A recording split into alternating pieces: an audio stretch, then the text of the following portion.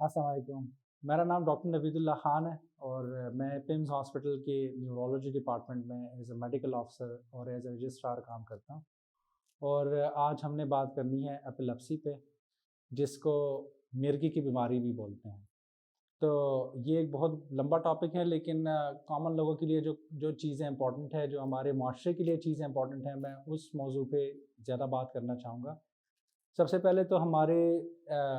जो माशरे में लोग हैं वो इसको एक बीमारी समझते नहीं है, इस न्यूरोलॉजिकल या मेडिकल। और अमूमन जब इस तरह के मसले फैमिली में या किसी बंदे को शुरू हो जाते हैं, वो उस पेशेंट को पीरों के पीछे लेके जाना और उसके ऊपर दाम वगैरह डालना शुरू कर देते हैं, और वो बीमारी इस हद तक बढ़ जाती है कि उसके कॉम्प्लिकेशंस भी साथ आने शुरू हो जाते हैं।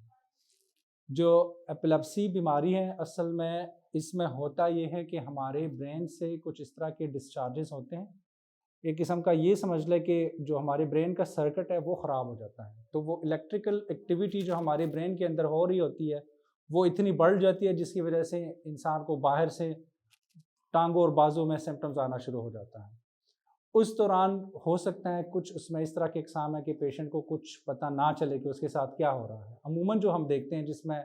किसी इंसान के बाजू और टांगे सारे हिलना शुरू कर देते हैं ज़ोर ज़ोर से, वो एक किस्म का बेहोश हो जाता है, मुंह से जाग वगैरह आनी शुरू हो जाती है, छोटा या बड़ा पेशाब भी निकल जाता है, इवन ज़बान भी कट जाती है उस दौरान। और पेशेंट फिर इस दौरानिए के बाद कुछ कुछ देर के लिए, कुछ मिनट्स के लिए वो बेहोश भी रहता है। तो ये बीमारी ख़तरनाक इसलिए है कि अगर खुदा न खास्ता किसी को एपिलेप्सी की बीमारी है और वो किसी इस तरह की ख़तरनाक जगह पे हैं, जैसे कि वो ड्राइविंग कर रहा हो, उस दौरान उसको ये मसला हो जाए, तो एक्सीडेंट हो सकता है। वो अगर पानी के करीब हो और वो पानी में गिर जाता है, उसको पता नहीं चलेगा, तो डूबने का ख़तरा होता है। बहुत सारे मरीज़ हमारे पास आते हैं जिन्होंने कोई छुरी से कटिंग कर रहे होते हैं, उस दौरान उनको ये मसला हो जाता है और वो ख़ुद को काट लेते हैं। या फिर इवन इस तरह के बड़े पेशेंट्स देखे हैं जो कि चूल्हे पे कुकिंग कर रहे हैं और उस दौरान जो हमारी ख़वातीन हैं स्पेशली, और उस दौरान उनको एपिलेप्सी का एक झटका लगना शुरू हो जाता है और उसके बाद उनको कोई बर्न्स वगैरह हो जाते हैं, तो इसके बड़े सीवियर कॉम्प्लिकेशंस होते हैं। और यही हमारे लोगों का एक सबसे बड़ा एक मिसकंसेप्शन है कि ये कोई जिन्नात या भूत वगैरह है, और वो इसी वजह से पीरों और उनके पास जाना शुरू कर देते हैं और उस ज़रिए से इसका इलाज कराना चाहते हैं, और बीमारी ठीक होने के बजाय वो और ख़राबी की तरफ जाती है। तो सबसे पहले तो इसकी मैं आपको कोशिश करूँगा कि अलामात जितने हो सकते हैं मैं आपको समझाने की कोशिश करूँ। जैसे मैंने बताया, सिर्फ़ ये नहीं है कि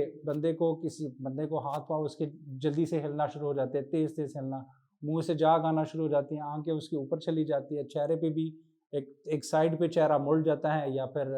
उसके साथ जो है वो मुँह भी साथ टेढ़ा हो जाता है। तो ये अलामात हैं उस एपिलेप्सी की जिसमें पूरे जिस्म की इन्वॉल्वमेंट हो। कुछ इस तरह की एपिलेप्सीज़ भी होते हैं जो कि एक साइड पे होते हैं, एक ख़ास जगह पे होते हैं, जैसे कि किसी का हाथ काँपना शुरू हो गया, इवन कि पेट की कुछ मसल्स में कुछ मूवमेंट्स इस तरह की शुरू हो जाती है जो कि हो सकता है एपिलेप्सी हो, और उस दौरान पेशेंट होश में होता है। वो क्यों ज़रूरी होता है? क्योंकि कुछ इस तरह की एपिलेप्सीज़ हैं जो कि स्टार्ट इस तरह होते हैं कि वो जिस्म की किसी ख़ास एक लोकल जगह से शुरू होते हैं, और जब उसका बरवक़्त इलाज नहीं किया जाता तो वो आहिस्ता-आहिस्ता वो चीज़ बढ़ती जाती है और उसको फिर जनरलाइज़्ड एपिलेप्सी हो जाती है। तो ये उस जो पहले उसको हो रहा था वो उसको हम पार्शियल एपिलेप्सी बोलते हैं, सिंपल पार्शियल एपिलेप्सी। और उसकी ट्रीटमेंट ना होने की वजह से, या उसको सही तरीके से ना डायग्नोज़ ना होने की वजह से वो चीज़ बढ़ जाती है, जनरलाइज़्ड एपिलेप्सी में कन्वर्ट हो जाती है।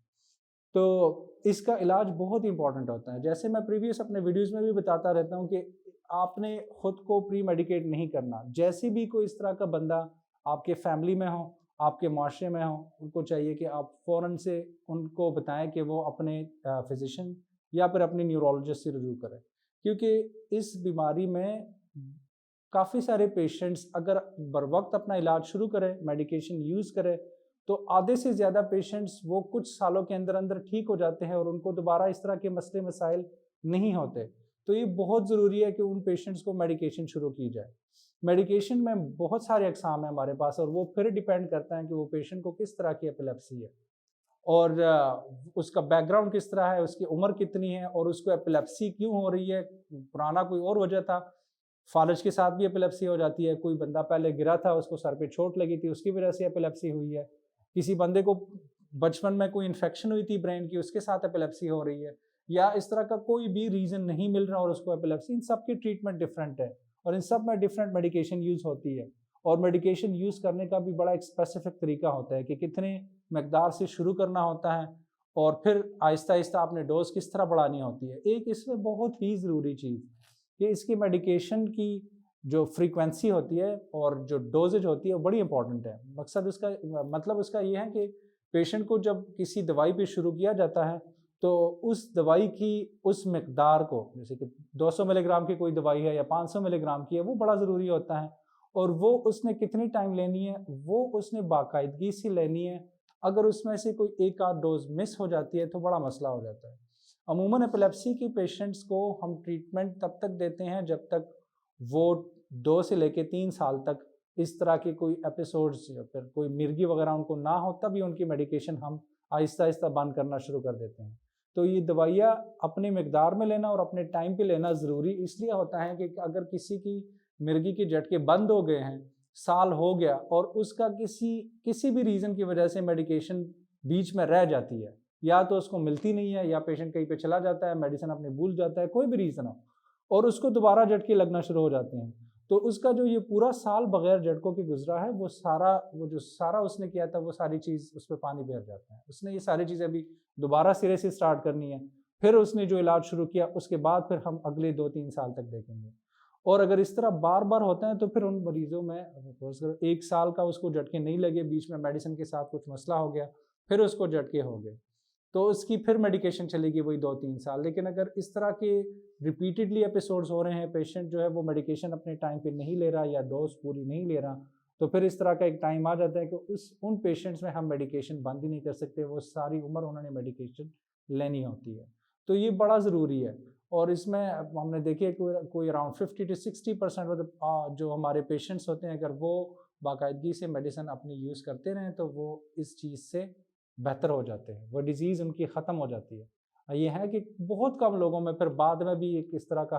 ہوتا ہے ایک رسک کہ ان کو دوبارہ یہ اٹیکس شروع ہو جائے، لیکن عموماً یہ چیزیں بہتر ہو جاتی ہے۔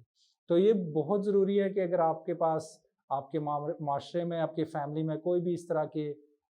پیشنٹس ہو، کوئی آپ کے اپنے جاننے والے ہو، ریلیٹیوز ہو جن کو اس طرح کی بیماری ہو، ان کا بر وقت صحیح علاج شروع ہو جائے، تاکہ ہو سکتا ہے وہ پیشنٹ اس چیز سے بہتر ہو جائے اور ان کی ساری زندگی سکون سے ہو جائے۔ ورنہ اگر نہیں ہوتا تو اس کے ساتھ یہ جو کمپلیکیشنز جیسے کہ میں نے پہلے بتائیں،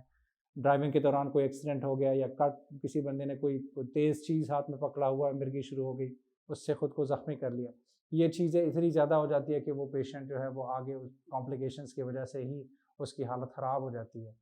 تو بس یہی آپ کے لیے ایک میسج تھا، اور امید کرتا ہوں کہ آپ کو ساری چیزیں سمجھ آ گئی ہوگی،